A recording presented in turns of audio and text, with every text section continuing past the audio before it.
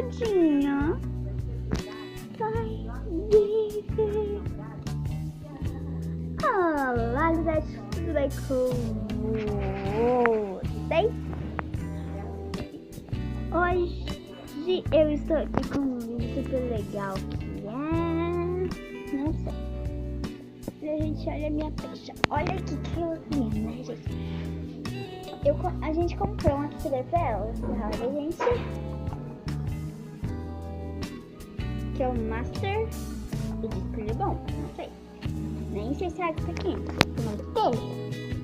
E ali está a minha peixe, que eu não dei nome ainda pra ela, gente. Coloquem 2 nomes pra elas, porque tem outra aqui. Mas vocês vão perguntar. Não parece. Mas Du, o que está acontecendo com a Carta?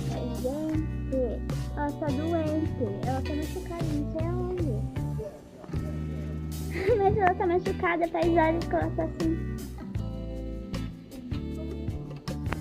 Vai, sobreviver.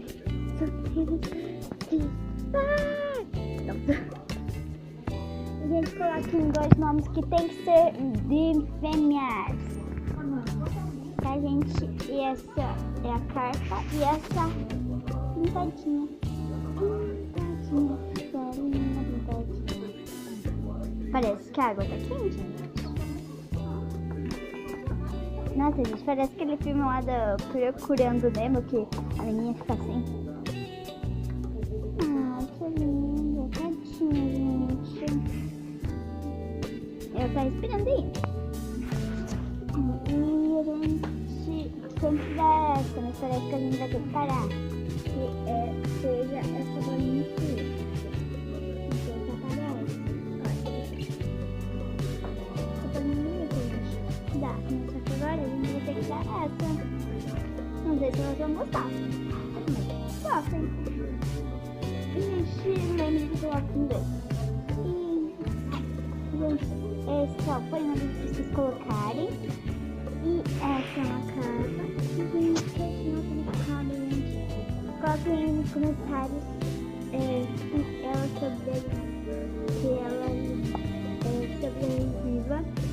Se ela estiver viva ainda. Senão, eu vou ter que comprar outra peixe.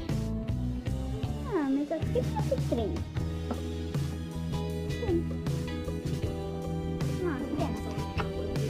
Como que diz, menina? Tchau, gente. Tô machucada. Tchau, gente. Beijinho. Gente, não se esqueça de deixar o like, se inscrever no canal. Um beijão e tchau.